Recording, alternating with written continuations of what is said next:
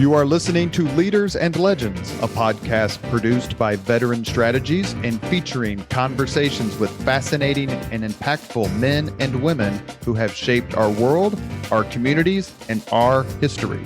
My name is Robert Vane, Principal of Veteran Strategies, and your host for our discussion. You are listening to Leaders and Legends, a podcast presented by Veteran Strategies, a local veteran public relations enterprise, and sponsored by Girl Scouts of Central Indiana, Garmong Construction, Leaders and Legends LLC, the Grand Hall and Conference Center at Historic Union Station, the McGinley's Golden Ace Inn, and MacAllister Machinery, your friendly neighborhood Caterpillar dealer. You may find all your sales and rental equipment needs at MacAllister.com. We are pleased to announce our podcast is now a member of the All Indiana Podcast Network in partnership with Wish TV. You may find Leaders and Legends at allindianapodcastnetwork.com. Thinking of starting a podcast or need to host a public meeting? Let Leaders and Legends LLC be your partner as you look for new ways to communicate your message. Please contact Chris Spangle or me at leadersandlegends.net. Thank you for joining us on the Leaders and Legends podcast. Our guest today is John Gregg, the longest serving Speaker of the House from the Democratic Party in Indiana history. John, we've been trying to get you on for quite a while. Mr. Jim Shella is joining us. You guys can have the first 58 minutes, and I'll ask the 5 questions at the end.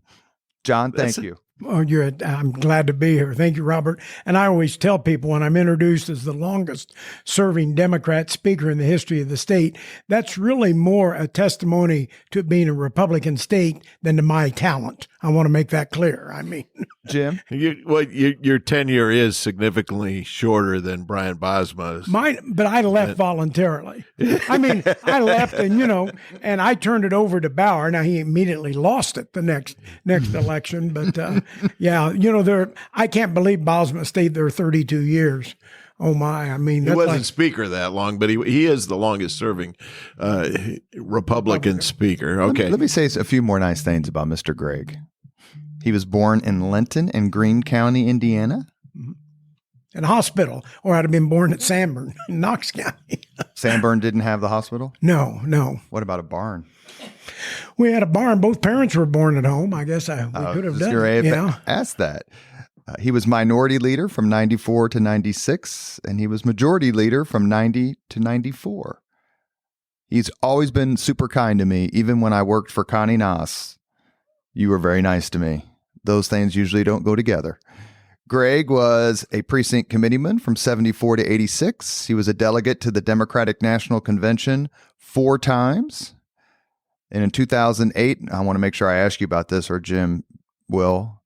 You were an honorary chair of Hillary Clinton for president and accompanied former President Bill Clinton to events across Indiana.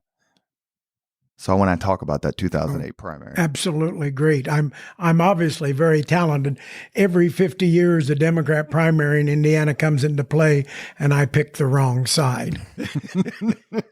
But I can tell you, I never had more fun. Hogsett and I traveled, Mayor Hogsett, traveled with Bill Clinton all across the state. And I mean, I never had so much fun with my clothes on in my life.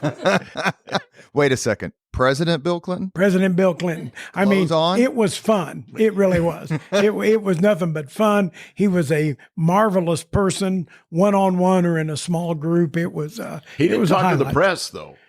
Well, he may not have. I don't know. No. And she would, you know what? For somebody that gets the bum rap like she does, she's actually unbelievably enjoyable in a small group. I mean, the media, you see her on television. I mean, I'll be the first to admit she didn't come off warm and fuzzy. Man, when you meet her, it's just totally different. Okay. Jim Shella's holding a grudge. With another Minnesotan, same thing when I met Walter Mondale. You probably were around Walter some. I've actually met Walter Mondale. Much like me, Walter Mondale grew up in a small town in southern Minnesota. I knew you were both. He was son of a preacher. I had the opportunity to talk to him when he was vice president. What about Humphrey, or was McCarthy from Minnesota too? Eugene Wisconsin. McCarthy he was from Minnesota. Was he? Yep. Hubert Humphrey came and spoke to, I was going to say Indiana. I'm losing track of my Minnesota roots. I went to Minnesota Boys State as a junior in high school, and Hubert Humphrey came and spoke to us there. So there you go. There you go. When did you meet Speaker Gregg the first time? Oh, I met Speaker Gregg in the 80s. Yeah, early 80s. When he was lobbying in the coal industry. I lobbied before I became a legislator. I do everything backwards. And John and I were very well acquainted. Used to see each other at the Indianapolis Press Club. Worked on the gridiron together, and have managed to remain friendly all this time. I would say. Right. Was it weird to, or not weird? Was it difficult to cover him during his two races for governor in 12 and 16? No, and what I've told people with regard to other, I don't think you can do anything without making friends. Whatever your business is, you have to reach out and create relationships and be friends with people. Now, the politicians and the media have an adversary relationship by definition, but what I found was that when I was dealing with a politician who was a friend, I felt like I could ask tougher questions because they knew I wasn't just trying to gig them, that they were legitimate questions.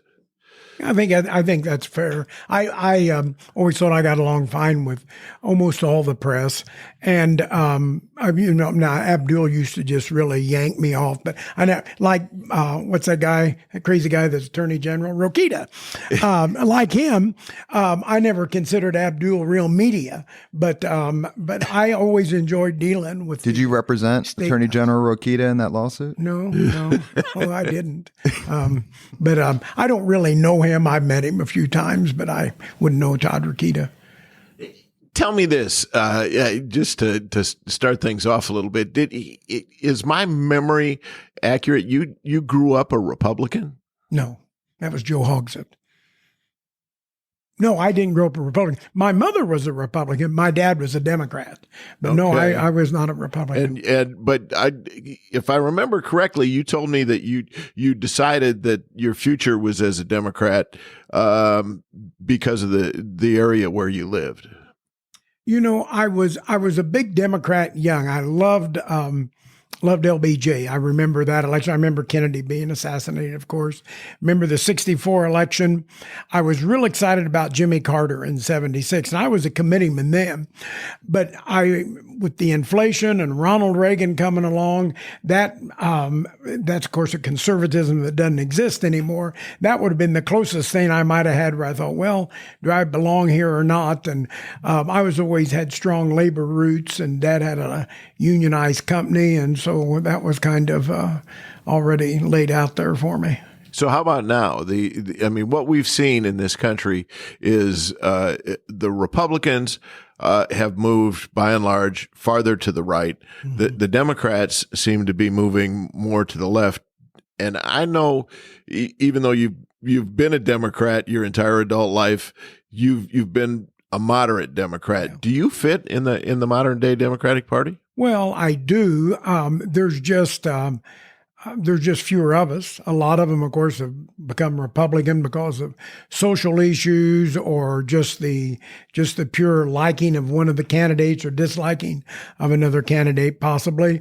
I'm still strong labor. You don't hear Democrats talking about being a labor Democrat anymore, but I'm a big fan of organized labor, public education, environmental. But with that said, I am a capitalist. That was always the thing before. The progressives really weren't much on the capitalism, and now all they want to do is talk social issues. And I believe in equality and social justice, but I'd like to see us broaden that and talk about some other things on a national level. You're from Sanborn. Mm-hmm. How big is Sanborn? 350 people, and I'm related to about 341 of them. Okay. And the reason it's still 350 people is because young people go away to college, go away to find work, move out. Sure. Why haven't you ever moved out? Oh, I thought you were, you know what? My wife always said this was the corniest thing she ever heard. I've seen the three prettiest sights in the world. I've seen the Great Wall of China. I've seen the Palace at Versailles. That's Versailles for those of you not familiar with the French pronunciation. And I've seen the caution light at the intersection of 67 and 59 at Sanborn. It's home. And, I've told some people, boy, if I'd have known 45 years ago, I'd have been still making my living in Indianapolis. I'd have moved up here. But, I've got less than about a couple hundred acres. I live out in the river bottoms. My mother's still alive. I just can't imagine living anywhere else. You walked in here, and contrary to the Republicans being the ag party, you could tell I was in the process of selling cattle. So, I like being out in the country. Why did you started out as a lobbyist? Mm-hmm. Why become a politician? I always wanted to be in the legislature. I love American history, and I really think that America is the way it is today because of our political system. We have managed to grow to become a world power, the world power in still many aspects. And I think it was because of our political system, and in part, in more recent times, even because of our two-party political system as opposed to more of a fractured system. I just thought that was the way to make a difference, and I don't regret it. I never really considered myself a politician. I always preferred being called a statesman. Don't laugh. You're calling that. I don't know. Am I a leader or a legend? I didn't get elected, and I'm not dead, so I don't know which category I fit in. But I really couldn't imagine doing anything else. I mean, I will still have people come up to me and will say, you helped me with this or that, or my grandparents or parents, and that's a nice thing to know. I think the best story of your political career is the fact that you went from seat number 100 in the House of Representatives to seat number 1, correct? That's right. Tell me how that happened. It was a dark and stormy night. It was actually election night, 1990, November. And the Democrats, we were, if you remember, we just gone through that 50-50 tied. Mike Phillips was speaker on the odd days and Paul Manweiler on the even days, or vice versa. I had won. In fact, I knew I had won because I didn't have an opponent. And I'm in Bloomfield, Indiana, because there was a vacant seat. A guy named Donald Dean had retired as a Republican, and Jerry Denbo, a Democrat, won the seat against a very popular sheriff from Greene County, Gene Gastineau. And I'm in Bloomfield in case it's close. Phillips wants me there because I'm an attorney. We can start a recount process and all of this or that. Mm-hmm. And anyway, Denbo's winning. I mean, there's not going to be any recount. And you didn't have cell phones, so I call in and tell it. And Diane Massariu, the queen, she says to me, whispering, she says, listen, Stan Jones is probably going to get beat tonight. And that means the majority leader's position ought to be open.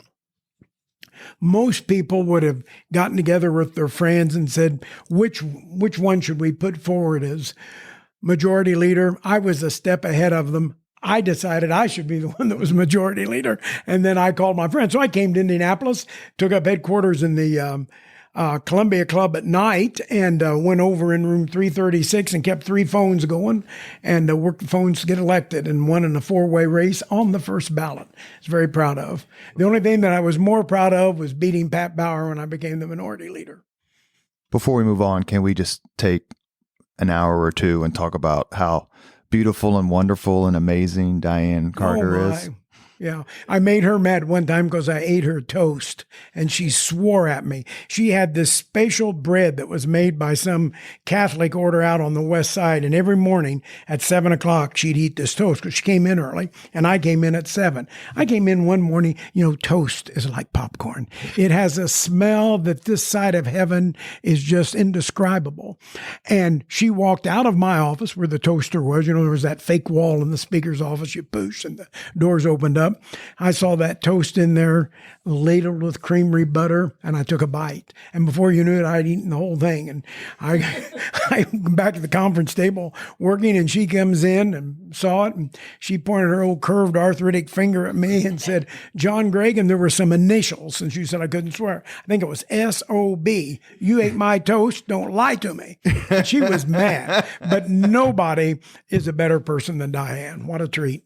The best. Yeah. Now a lobbyist, was on the staff of the House Democrats for years. Yeah. But one of the points that I was trying to make here by asking you to tell that story is that you're ambitious.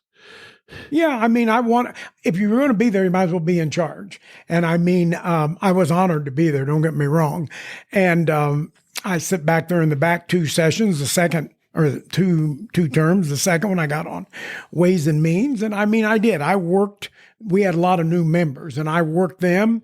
And we also had always a sizable contingency from Southern Indiana then. So new members and Southern Indiana Democrats gave you a majority.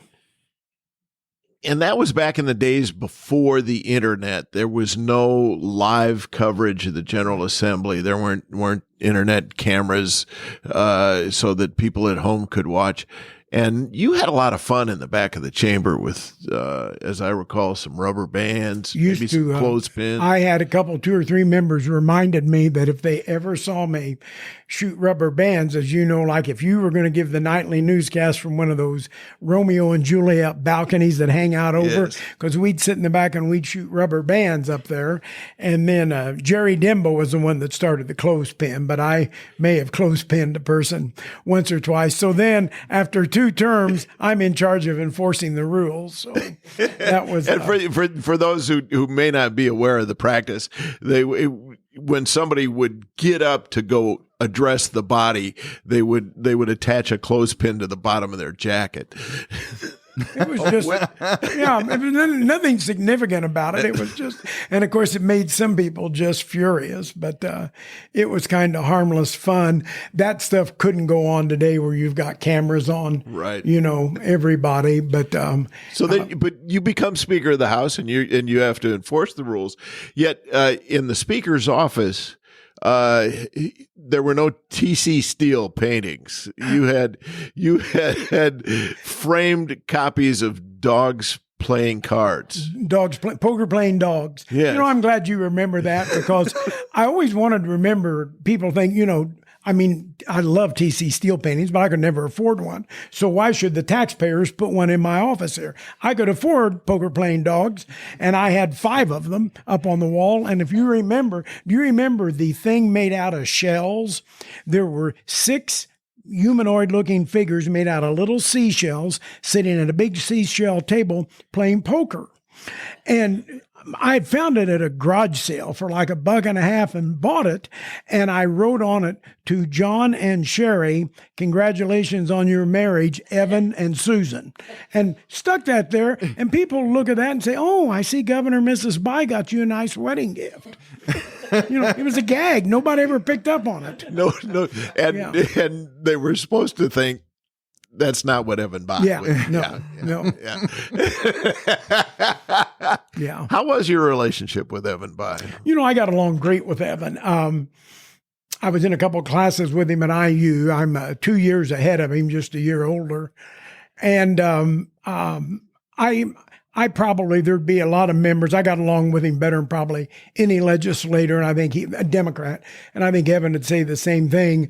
I was more respectful than most, mainly because I'd always been involved with politics, and we had truly wandered like the Hebrew people in the desert for almost dang near 40 years. And I was always appreciative. Now, do I wish he would have done this, and this? But he brought us to the dance, and you dance with the one who brought you. And, were there things I disagreed with? Yeah, but I viewed him as the team captain, and we tried to help him. What do you remember most about being Speaker? What did you accomplish? What I remember most is it wasn't fun, and I say that seriously. It's herding cats.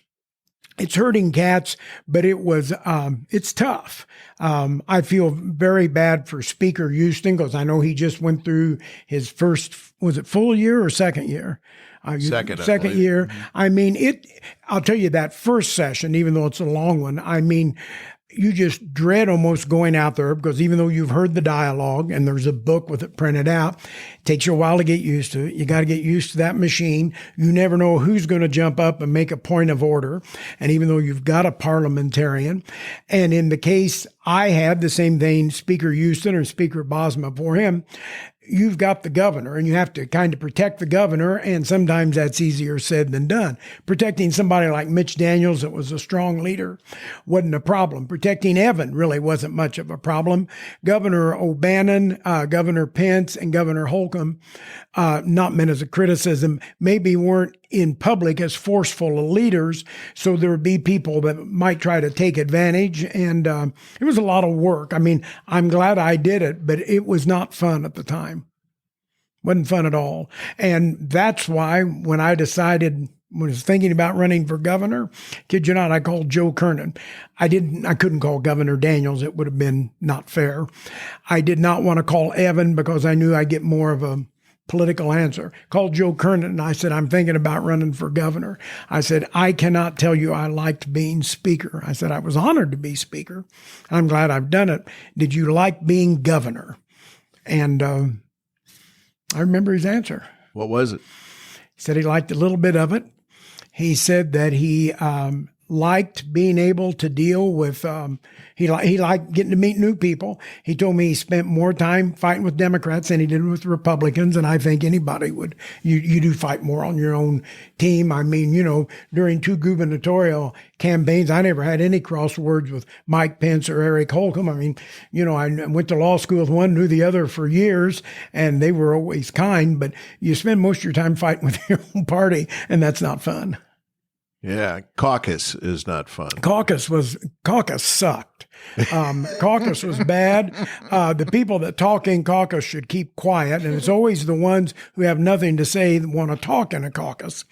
And it's not fun because it gives people an opportunity just to blow off steam, and you got to do it sometimes. I mean, and I'm not saying I did listen to members, but I would much rather have had a roundtable discussion than a caucus because they're feeding off each other. What's the most number of Democrats you had? 52. When I was the leader, we had 53 one time. And Speaker Houston has 71. Oh, I can't imagine. When you have 52, we didn't have to worry about, not even my friend Craig Fry, who just had open heart surgery. Nobody would peel off because the numbers are too close. You got 71 people. I can't imagine what Brian or Speaker Bosma or Speaker Houston dealt with that, That's too many. We asked Speaker Bosma. Do you remember his answer, Jim? He said that the optimal number was 58, maybe. I'd say 57. I could see 58. 57, 58. In terms of how to manage a caucus. Yeah. Because you have some people that literally, your vote on some stuff that's partisan, and there's some things that just won't sell in a certain area, and some people ought to be able to break and not always have to do something for the governor. It's normally something that the second floor wants. And the third floor is nothing but Irish infantrymen in an Englishman's army. So just remember that. The third floor being the legislature. Yes. We're expendable. Yes. But you never lost your sense of humor. And one of the stories I love to tell was teamed up with Jim Hester as my news photographer for 23 years. And Jim knew a little American Sign Language, and he taught you some of it at one point. Boy, I don't remember that. Was it something with a little pizzazz to it? It was a phrase that most people, the shorthand on it is BS. Okay. And yeah, I guess I do remember it. Let the court reflect. Yeah. Well, so there would be, late nights in the General Assembly. Jim and I would be up on the media balcony, recording someone speaking, and if they went on too long, you would look up at us and do a little sign language. Well, those were fun things. And my last session, or the last two, we were live on the internet, but with no camera. And I'm sure that it's kind of like what they do with Congress. I'm sure that's changed the dynamics. I could probably tell you real quickly who loves to talk. Yeah. I mean, the legislature was fun. It was fun, but it was fun, serious. It was enjoyable. There was camaraderie among the members, Democrats and Republicans. There were differences. But to tell you how much fun it was and the relationships you built, I can't tell you how many times in two unsuccessful statewide campaigns for governor. I only say that because I got two Republicans sitting in there. That, or I could not counting me. Not counting. Say who's the other one, or I could have been somebody. I can't tell you how many times I would go to a city and that former or that current Republican legislator, they weren't coming to the event, but they knew I was going to be there, and they showed up and would greet me, welcome me to their town, and that was nice. It really was. Well, so let's talk about running for governor. You ran against Mike Pence, 2012. 2012. And I want to remind you, I could walk into a room of 100 people and take great pride in knowing that 50 of them had not voted for him, because he only got 49.7. They always say he got 50. I had 47. If he can round up, he really won by 2 points. I mean, if we would have had the closest race for governor in 50 years, 60 years, but yeah. So, yeah. I've had people tell me, all we needed was 72 more hours, and we'd have got I've had several Democrats tell me, I used to work for Mike Pence. I didn't work for him in that election, but I was the head of his Veteran Affairs Policy Committee. But I have had several Ds brag on you and said, if we'd have had another 3 to 4 days, Greg would have won that. Do you think that's true? And why would that have been true? I'll tell you why. First of all, we had the momentum. And I don't mean any of this to speak ill of Vice President Pence, because he's somebody that I have respect for the office, and he and I have been friends. He really wasn't pushing anything other than, hey, if you like Mitch Daniels, me too. And, keep the good thing going, good to great. Didn't really have any substantive programs. And that sounds great for the ads, but there were people that thought and looked beyond the party labels. You'd had Dick Lugar had been upset. So that tells you, you've got some establishment Republicans out there. But the momentum was gaining for us. We did not have much money, but we had driven home the message. He had never passed anything. He had never done anything in Congress. He was all about social issues. And on Friday, before the election on Tuesday, he kind of pulled a boner. They had hid him for the last 6 weeks. He was trying to just run the clock out, which you can't do in politics. Found that out in 16. But Mike had a reporter literally was chasing him from Louisville down in the New Albany area.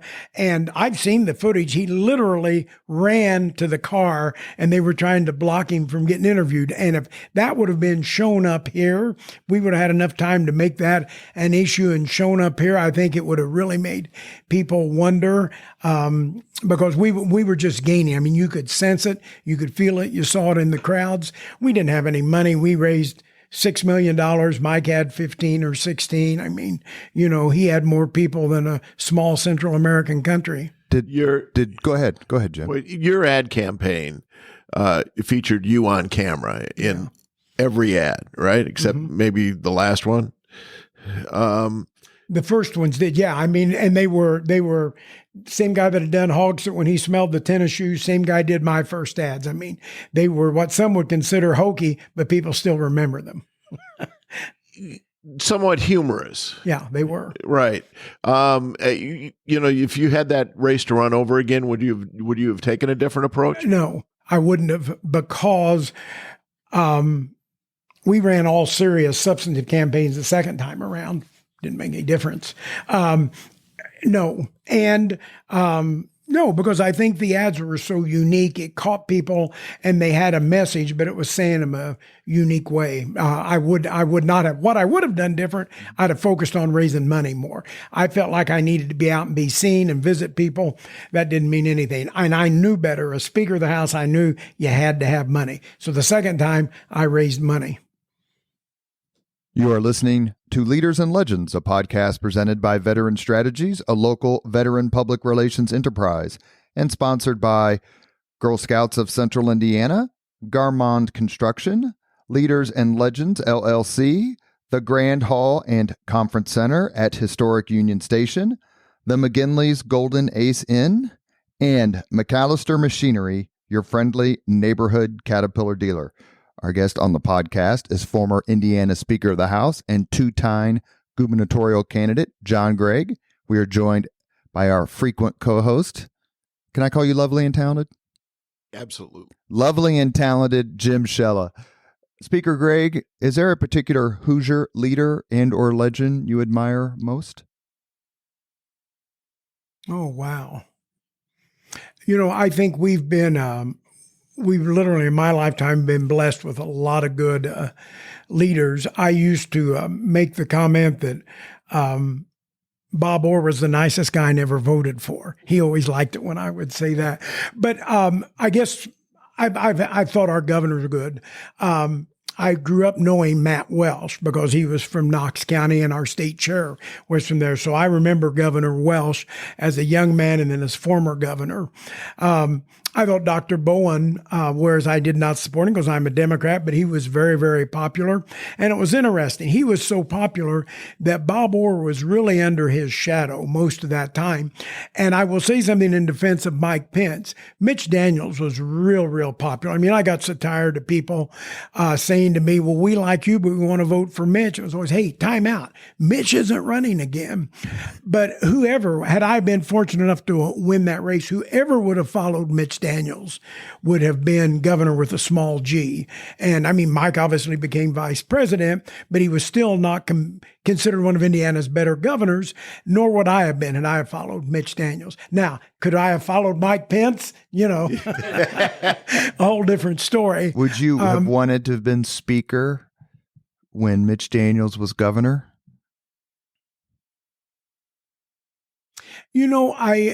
I would have done some things different. And I'll quote from his speech in 2012 or 2013. I do think as an opposition person, you need to point out some differences, but you also need to support them when they're correct. And there were some things he tried doing. None of the union stuff I liked, but there were some things he did on the toll road and some other things that the Democrats should have supported. I mean, they just didn't do it because of politics, and that's wrong. Well, I was communications director at the Indiana Republican Party and was sitting next to Chris Spangle on the Abdul show. Well, you were in the booth next to us. And I said on live air, I didn't lose my job, even though Murray Clark half laughed and half wanted to fire me. When I said, if Pat Bauer says no anymore, he could have been my prom date. Do you think the Democrats should have worked in concert a little bit more and said, hey, look, we didn't vote for you, but let's move this state. Let's get it out of its rut. Yeah, I didn't. I also want to say that I thought Governor Daniels was wrong to say it had been mismanaged for so long, but that's history. I do. I think Pat's a friend, but Pat was the wrong leader at that time. You needed a leader who would try to do certain things to make it more appealing to Democrats, make it stronger in labor, make it stronger in spending money all over the state or any number of things. I think they should have cooperated a little bit more because some of them were moving the state forward. You saw that during Bill Clinton's time. You saw Tip O'Neill do it under Ronald Reagan. You saw Newt even do it under Bill Clinton. So, yeah, I think it was a missed opportunity, but Mitch was strong enough it happened anyway, When I was reading through your bio, and I want to go back in history for just a little bit, because you must be I would say, 6th to 10th guest who's had this experience, Greg Ballard being one of them. What was it like to be at Indiana University when they went 32-0 and won the national championship? I say that because Quinn Buckner has agreed to come on the podcast. Really? Mm-hmm. I got to meet Quinn Buckner when I ran for governor the second time. I was over at the Pacers and I saw him walking down the hall and I just mentioned to Greg Schenkel and Herb Simon, I've always wanted to meet Quinn Buckner. He came in there and we had a nice chat. It was great. You knew it was going to be a good season because if you remember the year before, Scotty May broke his collarbone or whatever.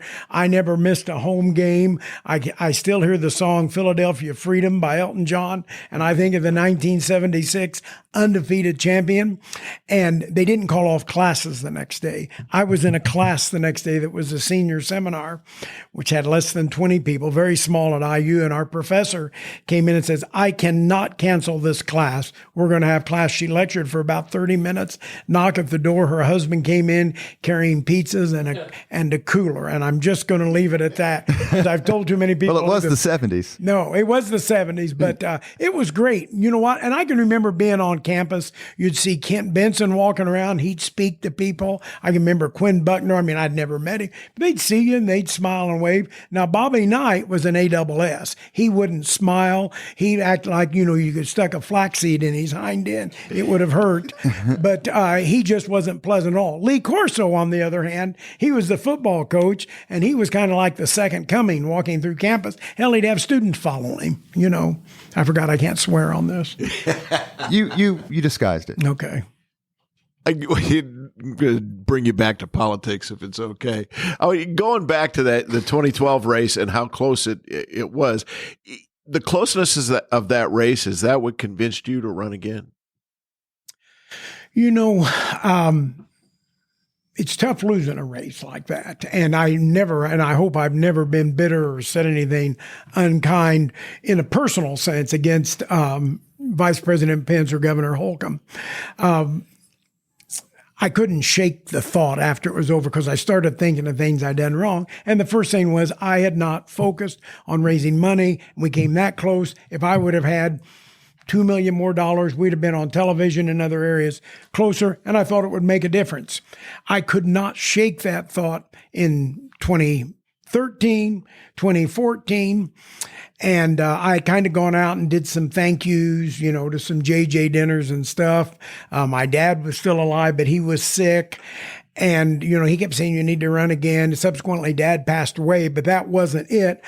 It just, I just felt like, I want to do this again. And if I get the chance to do it, here's what I'm going to do, and here's what I'm going to do different. And I'm going to focus on raising money. The people in the party knew me.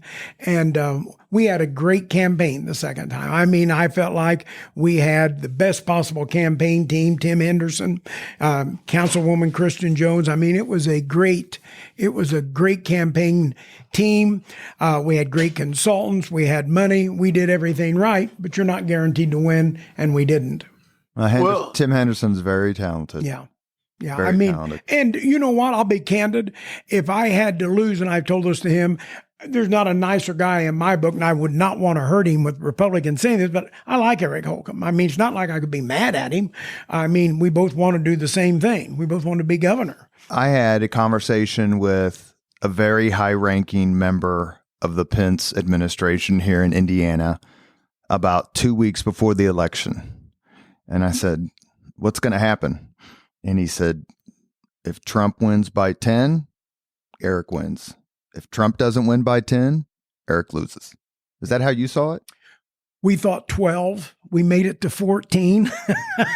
I mean, that's huge numbers to make up. We knew it all depended on how he was, but you got to remember. And Trump won by 19. He won by 19. Yeah. So, I mean, we lost 5 points.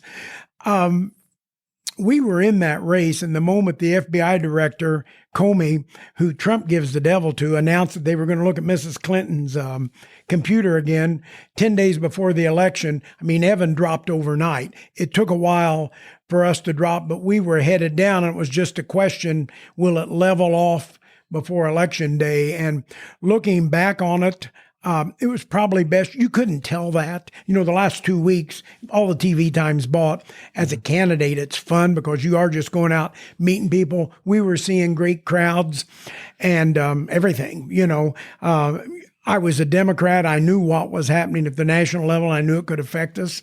But it finally dawned on me the night before the election, oh, pal, we were back at the farm, my wife and I, Lisa, and I just told her, I said, now we need to be prepared because I don't think tomorrow's going to be good. And I said, I'll deal with telling the children and my two brothers because they have to deal. I did not want to deal with my mother on this. Not that she would have been mad or anything. I just, and I knew I knew at 20 till 7 I was defeated. In fact, I called called Governor Holcomb at 7:00 sharp, congratulated him, and I can tell he's kind of dumbfounded. I said, "Look, I won Vigo County by 3,500 votes, and I should have won it by 6. I won Sullivan County by 1,200, and I should have won it by 2,000.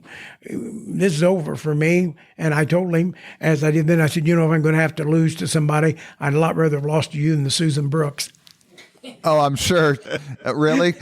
I can't tell you. All I want to know, all I wanted was David Brooks to be the first gentleman of Indiana. Yeah, that would be fun. But I mean, Were you guys in law school together, were you? Yeah. I was in law school with Susan, loved Susan, Brian Bosma, and Mike Pence, and me. I think anybody would have said we would have all sought higher office. I think most of them, since they're an intelligent bunch, felt like I should have gone the furthest, but well, I talked to Eric Holcomb the day before Election Day. Yeah. He had just seen some polling numbers, and he was very happy. Yeah. And he also knew that his fate was tied to Donald President Trump. Yeah. Yep.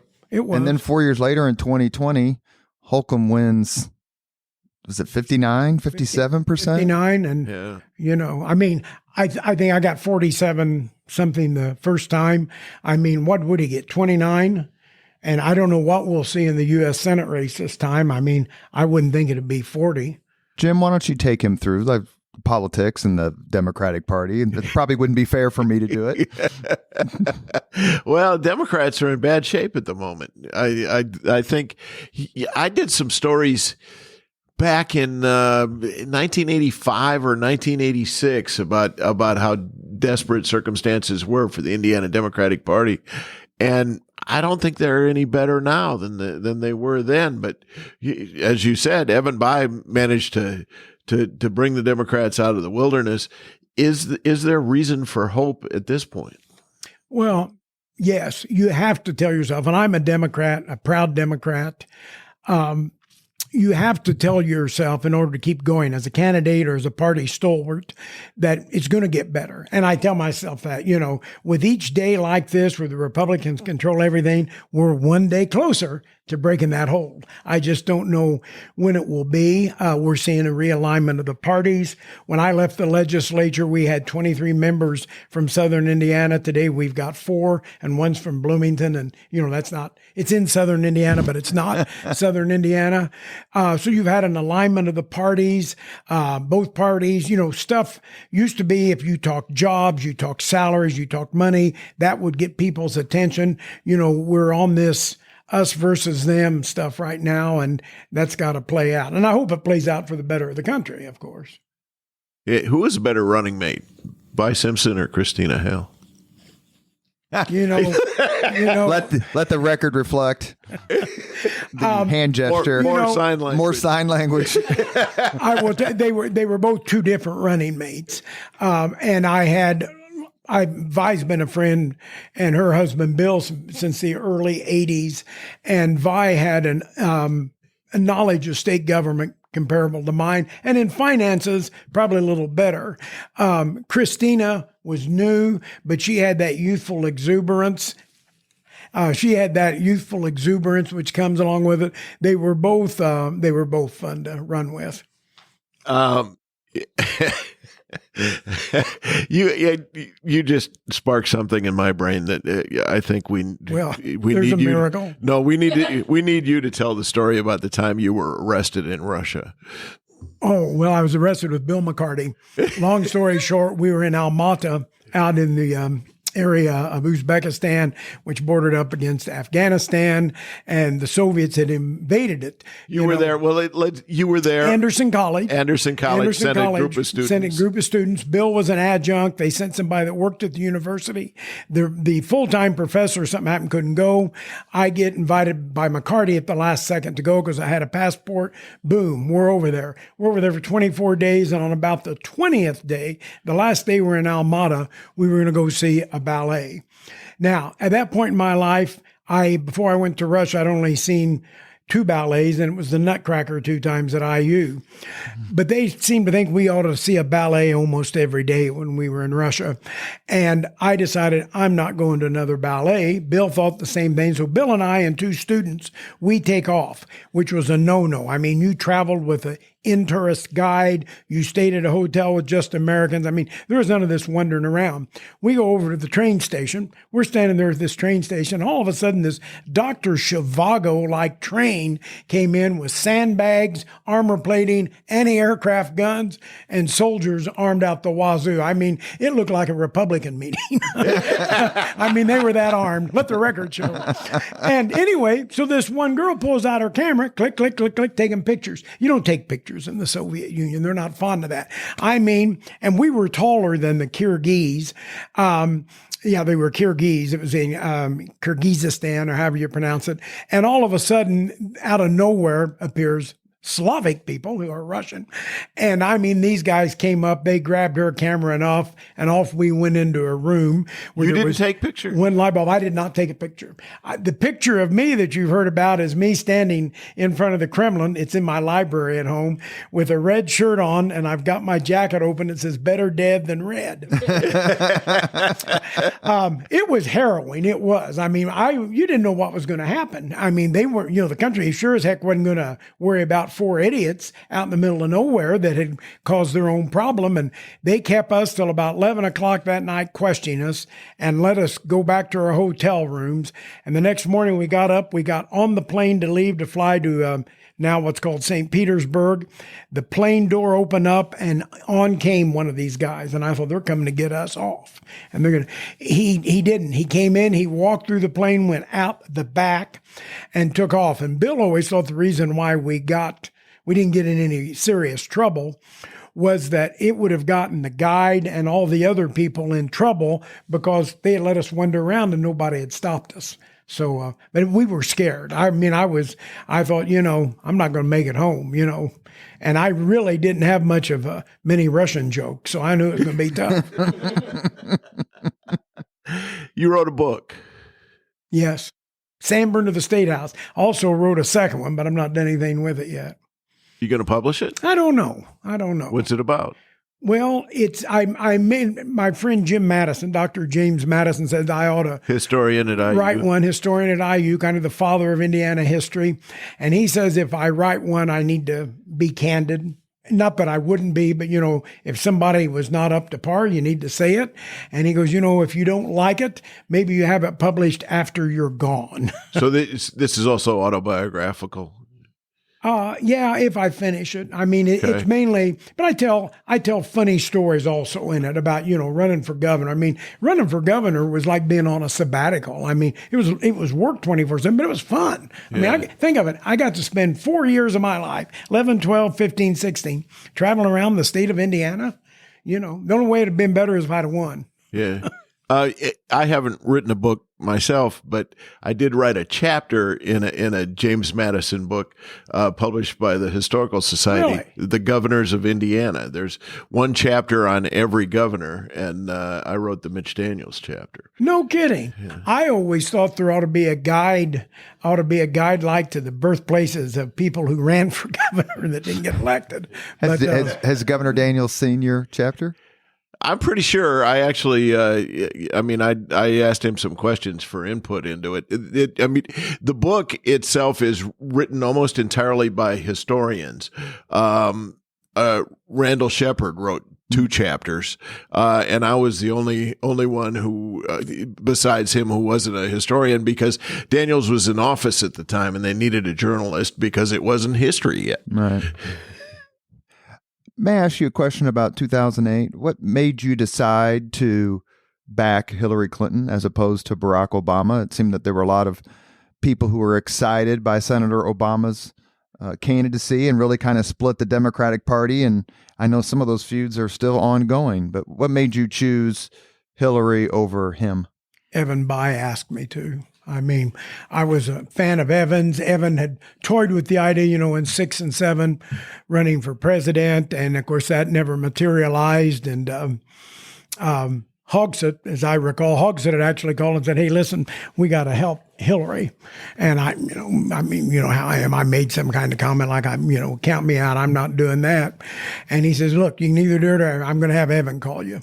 And I got the call from Evan wanting to know, is there a problem? And I said, no, Governor. I always call him Governor.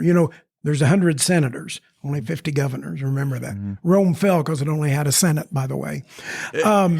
So, I mean, he asked me to, and I was a buy loyalist in that sense. I liked President Clinton. I didn't have anything against Senator Obama at the time, but there was another race. Had that lasted 36 hours later in Indiana, we would have lost that. You could sense it. Although Hoosiers were excited to see Bill, and there was a lot of enthusiasm, that national momentum had caught up here. What was it? Because go ahead. Hillary won the primary, right? By one percentage point. 1%, and of course she lost in North Carolina, right? Yeah, on the same day. Same day. What was it like? I mean, this was, really sui generis, right? In your lifetime, there'd never been anything like that. No. I guess if you count 68, that would be it. But in your time here, Jim, as a journalist, I mean, that just must have been a singular situation and journalistic story and political rally. Oh, well, yes. And it was just one amazing event after another. I mean, absolutely. Bill Clinton did a rally late in the campaign at North Central High School. Yeah. That was pandemonium. And then you got Barack Obama on the American Legion Mall with 40,000 people. Yeah. If you'll remember, one of the things I hold on to from that, all these people are on the American Legion Mall waiting for Barack Obama, and he was late in a significant way. It was because he was up at Asherwood taping his closing commercial, where they had created a stage that looked like the Oval Office. Asherwood, which would be the estate of the Simons. Yes. Mm-hmm. You know, when you look back, because a lot of people say they don't believe Indiana voted Democrat in 2008. I don't remember the number, but the number of times that President Obama, as candidate Obama, and then nominee Obama was in the state, and then you had both. I think it was 49. 49, and both Clintons would have added up probably to 30, 35. That made a difference. I mean, it did. All kinds of people voted. They were enthused. I mean, it was fun to travel with Bill Clinton. I mean, he was going in small places, and there were people showing up, Republicans as well as Democrats. Hoosiers wanted to see and hear an ex-president, and he spoke. He had the ability to talk to a whole crowd, and everybody connect with it. But I can remember in Huntington, Indiana. No, it's whatever's due west of there. It's not Huntington.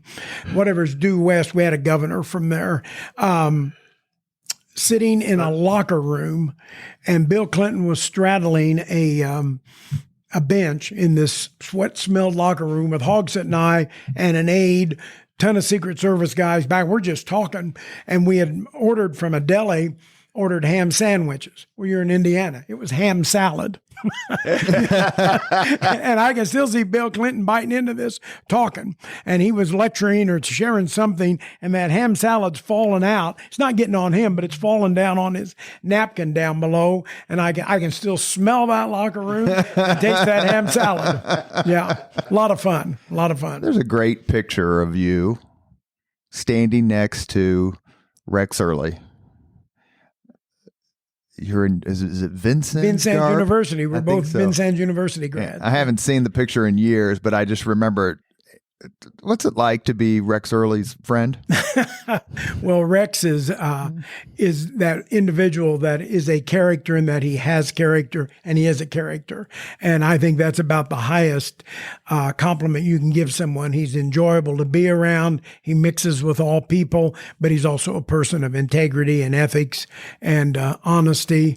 Think the world of him, and wish him well. And he's got a line for everything. Yes, and a memorable line for everything. I remember not all of them original, but no, but I can remember when Brian Howey had his 20th or 25th anniversary. I'm out of politics. I had not been a candidate for governor, and he had something over. Where's that place that Antelope Club? He had something over there. I walk into there, Brian Howie's there, and then all of a sudden starts filling up with people, and Rex and I are to tell stories. They introduce Rex first, so Rex is in the middle of something, and Russ Pulliam walks in behind him, and he's behind him, and Rex stops and he goes, hey, he says, I got to move. He said, I'm not going to stand with my back to a Pulliam. Those people never did anything for me. Right in the middle of the speech, I'm thinking, whoa. He always told it like he meant it. But if Rex Early wins, big if, in 1996, when he runs for the nomination for governor, he loses to Goldsmith, who then, Stephen Goldsmith, then loses to Frank O'Bannon. What would it have been like if Rex Early was governor and you were speaker? Oh, boy. That would have been fun. We might have traveled around the state together, talking about Indiana. We would have had differences, but they would have been political, never personal. I mean, that's one thing a lot of people miss, and I think stuff has turned too personal today. But, as I tell people, both Mike Pence and Eric Holcomb, they're not my enemies. They were my political opponent. I don't have anything against them. Our differences weren't personal. They were just politics. We all wanted the same job. What are some of the other Republicans who you enjoyed, whose company you've enjoyed? Well, Paul Manweiler was a good person to work with. He was speaker when I got elected, and I also had was minority leader when I was speaker, which was even more enjoyable. He was really delightful. Former state chair Mike McDaniel was always enjoyable to deal with. You had a former sheriff here, Jack Cotty, who was kind of a character and a slice of life as far as a Republican. That was you guys were in the house together, correct? Yeah, we were in the house. I'll tell you somebody who was always nice to us when we go out to D.C. There wasn't anybody ever treated us nicer than Danny Burton, of all people. Cotty and Burton were very close. Yeah, they were. But Danny Burton was always kind when we were out there. Dick Lugar, who I had never met, I, as Speaker of the House, make a call out to his office, and I get a call back like the next day from, I'd recognize the name if I heard, would there have been a Marty Oakes? No, it was Marty Morris. Somebody that worked for Senator Lugar. He was his chief of staff. Okay, and wanted to know if this is John Gregg, the speaker. And I said, yeah. And he said, we've got this funny message. I said, I've never met Dick Lugar. I said, when he comes to my county, he's at a Republican fundraiser. I said, I can't go to a Republican fundraiser. I'd like to invite him next time he's in town, come to the Statehouse and then come to our caucus. And they accepted. He came and addressed the Statehouse for about 15, 20 minutes. I recessed. We went to a caucus, and I told two people, John Day and Dennis Avery. I said, the man's a United States Senator, and he's coming here. I know you don't agree with anything he's done, but if you're going to talk or ask questions, just don't come to the caucus. Because we wanted to hear him. And, he came in, I called it to order, introduced him, they stood up and clapped, and he talked about foreign affairs for 20, 25 minutes. And it was just great. What a man. I mean, and I never voted for him, but he did this out of loyalty to the process. I guess I did vote for him in 2006 because he didn't have an opponent. One other year I want to mention before we get to the final 5 questions. We're here with former Indiana House Speaker John Gregg and our frequent co-host Jim Shella. I'm going to need to pick up my notes here because I don't have my reading glasses on. 1996. You are Speaker. The House is 50-50. Yeah. What was that like, given what we just talked about earlier in terms of how many people you want to have in the caucus? Sure. And Jim, what was that like to cover? Well, it was nothing like the first 50-50. I can tell you that. That was, one of the memories that I'll hold on to forever is that's 88, right? Yeah. 88 to 90. Yeah. Yes. In the 88 election, the Indiana House comes up 50-50. 2 weeks after Election Day, they meet for Organization Day, as they always do. They meet on Tuesday afternoon. They are essentially in session. There are negotiations taking place off the floor, but they were in session until Thanksgiving morning. on and who Thursday. was presiding? The Secretary of State, Evan Bayh. Who was governor-elect. Yes. But that was, I put in a lot of hours that week. Yeah. I remember writing a story after daybreak on Thanksgiving Day and getting it filed and getting home so I could take a nap in order to have Thanksgiving dinner. But it was that was just the beginning. I mean, there were battles for 2 years about who was controlling committees and but it changed everything about the House of Representatives because they changed so many rules. You could call down your own bill. Now the speaker had to put it on the calendar, so but it did change it. And then when I was speaker and it was tied, Paul Manweiler, after trying an illegal and unethical reapportionment mid Baker versus Carr decennial census, we absolutely have to get Speaker Manweiler on the podcast. You have to get Paul on that because Paul, you were wrong and you know it. But anyway, what happened? We had changed the rules, so I got to appoint all the committee chairs, and we had a majority on all the committees. So it worked. It brought legislation to the floor, but you always had to have one Republican to pass anything. And we went into special session that night. I left that voting machine open and open and open on the third and final reading because the Senate had passed the budget. We're trying to get the concurrence, and I'm waiting for either Dan Steffen or Jerry Bales. And it was like, Lord, please, I just want to go home. And it didn't happen. So at 50-50, nothing passed. But at 50-50, why did you end up as Speaker? Because the Secretary of State was a D? Governor. Secretary of State was a Republican. It was Sue Ann Gilroy. They had tied it to the highest elected not 90. official. Well, and 90. This you're 96. This is 96. 96, forgive me. Yes. Yeah, Frank O'Bannon beat Steve Sue Ann Gilroy. And when that's right. And when they had changed the rules in '88, that was one of the rules they changed. It'd be governor in the gubernatorial years and Secretary of State in the other ones. Because the Republicans thought there's no way Steve Goldsmith's going to lose to Frank O'Bannon, and he did. Were you surprised? No.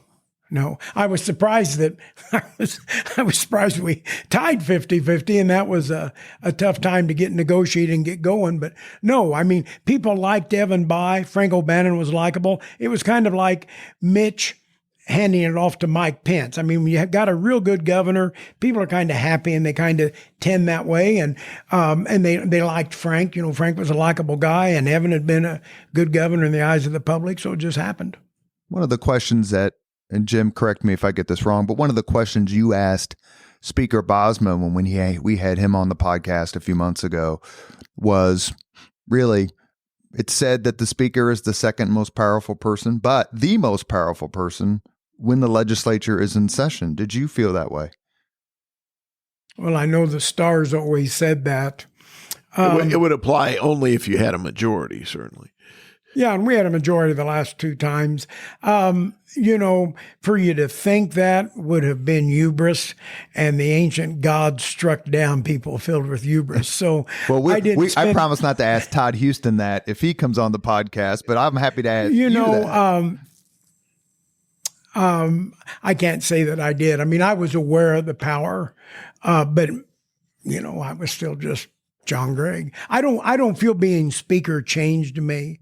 There might be people think it did. If it did, I apologize to them, but I'm still about the same now as I was when I got out of high school. I mean, I think it's important you remember where you're from. Did you ever feel like, okay, you obviously don't understand, whoever you is, how much power I have, therefore I'm going to have to demonstrate it to you by killing your bill or putting you on a committee you don't like or whatever? Did you ever feel like you had to every once in a while just say, you need an education? There were times that you had to exercise the power, not so much because you wanted to, but because if you wouldn't, it could cause an erosion or something, shall we say. I mean, I removed a Democrat committee chairman of rules, a guy named Tom Alavizos, who's now a judge, in session from the rostrum. I was reading, the chair announces that from this day forward, Representative Tom Alavizos, chairman of Rules and Legislative Procedure, is replaced by John Gregg, D. Sanborn, and then just went right on. And you'll be, what? He had done something bad, and real bad, and so had to remove him. And I didn't like it because I liked him, but it had to happen. Jim, do you have just a couple more questions before we do the final five? Well, as we're doing a podcast, and you had a radio show for a long time that Mike Pence hired me for. Interestingly enough, did you do that for the joy of doing radio, or did you see it as a way to advance your political career? Not at all political. I had fun. I mean, it was a hoot. It had nothing to do with politics because I knew at some point I'd not run again, and I hit that point. And I stayed on the radio 4 or 5 years after that. I remember seeing you on the street, not being a street person. You were just on the street, and it was after the November 16 election, and you and I talked for a few minutes, and I asked you, did the vice president-elect call you after Election Day? Yeah, Mike, Vice President-elect Pence called me on Thursday morning. I had an apartment here, right over there, as I'm pointing northwest from downtown. And, it said on the screen, Mike Pence, and I thought, this is somebody from his staff calling. And I said, John Gregg, and he said, John, Mike, and I called him Mr. Vice President. We had a nice talk. He wanted to know how I was doing. Knew it had been a tough campaign. It had been up and down, and we had been ahead and behind and everything. I mean, it was very gracious of him to call. When he was governor, he even invited me up to the office for a day. Not for the whole day, but invited me to come up and see him. And he was always very kind, very professional in that sense. And when he had his radio show and I was speaker, I always enjoyed being interviewed by Mike. He was never anything but nice. We didn't agree, but he was never anything but professional, nice, never personal, not like Jim. I was going to say, what's it like to step into the pit with Jim Shella and Jim Hester, by the way? I love Jim and Jim Hester. I mean, I enjoyed the press corps. I mean, these guys knew what was going on. And what people don't realize today, there is no press corps anymore. Thus, there's no watchdog over there. And our system is better served if every citizen knows what's going on in that building. Even if they think they don't need to know it, they're better served. And right now, it's just hard getting that word out to people. There's a press corps. It's significantly smaller, well, it's about the size of the Democrat Party. There's something to that. Boy, that you just put something on the tee for me that I'm not going to swing at. Okay. Well, the only other thing we didn't touch on was your service as interim president of Vincennes University. When you took that post, did you have hopes that it would become permanent? I took the job. Thank you for asking that. I took that job with the understanding I could not be a candidate for president. And the board that hired me had 5 things they wanted us to focus on. We literally had all 5 of them accomplished, 4 of them completely accomplished by the end of October. And I can remember it's the end of October, and I'm told that I'm going to have a dinner in this conference room off the president's office with the provost and a couple other people. I didn't think to ask what it was. This was before you had these things. I had one of those BlackBerry? Yeah, BlackBerry, something like that. I don't remember what it was. And I walk in there, and there's a couple of people in the university, a couple of our alumni, and a couple of board members. And they want me to know that they have decided that they have talked informally with the board, and they want to rescind that and me to consider put my name in to be president. And they said, we don't want an answer now, because I would have told them no then. They said they want an answer in 2 weeks. 2 weeks comes. I said, look, I'm fine for this. You had some things that really need to be done. I could come in and do them. Didn't have to worry about where the bodies were and all of that stuff. I could do them. But I said, I'm not an academic, and I don't think long-term I'm best for the university. I also realized that we were likely going to lose the governor's race, and I didn't know how a Republican board would feel to having somebody that was a Democrat in there. And the third thing was Elvis. Elvis always knew when to leave. I left the legislature, and I've got 7 or 8 nice editorials about it. With no disrespect to the late Larry Borst or Bob Garton, they didn't get any. When people say, why did you leave? As opposed to why don't you leave, it's a big difference. And I left the Statehouse at the top of my game. I left VU at the top of my game. You always want them wanting more, and I left both times. And I thought I'd come back for an encore, but that didn't always work out. We've reached the point in the Leaders and Legends podcast where we ask the same 5 questions of all of our guests. Jim, do you want to ask them? Sure. The first one is, what was your first job? Delivering newspapers. What newspaper? The Bicknell Daily News, which was the first paper that the Pulliam family ever owned in Indiana, according to Russ.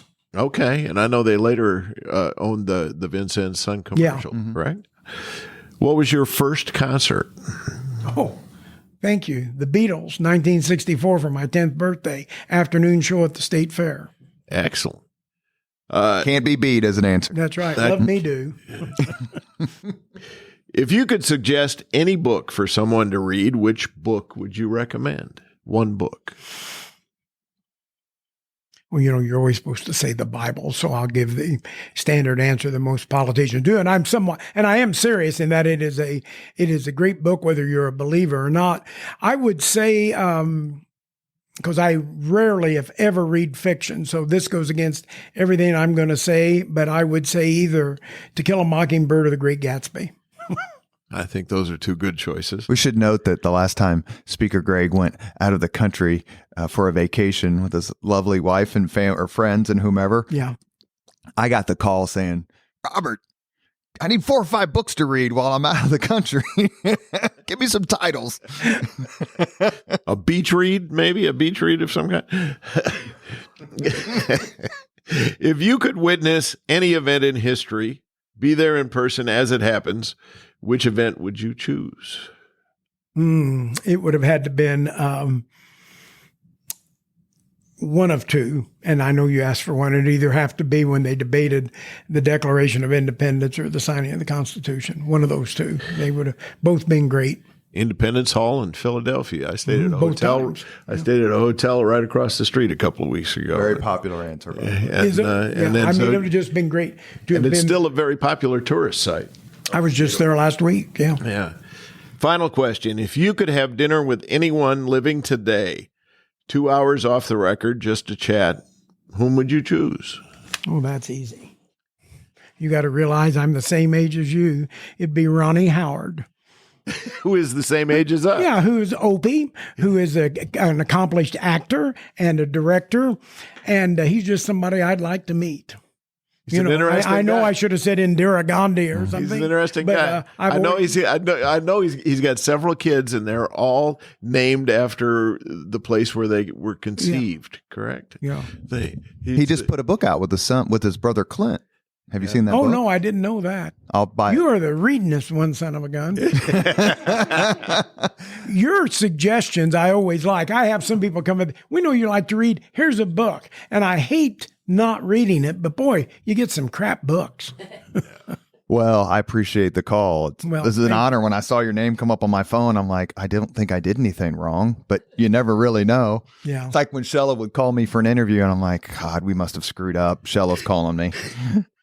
You have been listening to Leaders and Legends, a podcast presented by Veteran Strategies, a local veteran public relations enterprise, and sponsored by Girl Scouts of Central Indiana, Garmong Construction, Leaders and Legends, LLC, the Grand Hall and Conference Center at Historic Union Station, the McGinley's Golden Ace Inn, and MacAllister Machinery, your friendly neighborhood Caterpillar dealer. Our guest today has been former Indiana Speaker of the House, John Gregg, and we were joined by Jim Shella from Wish TV, Emeritus. Thank you both so much. It's great to see the two of you together. Thank you. Thank you very much for listening to Leaders and Legends, brought to you by Veteran Strategies Incorporated. If you want to contact us about this program or our menu of public relations services, please send us an email at robert@veteranstrategies.com. That's robert@veteranstrategies.com.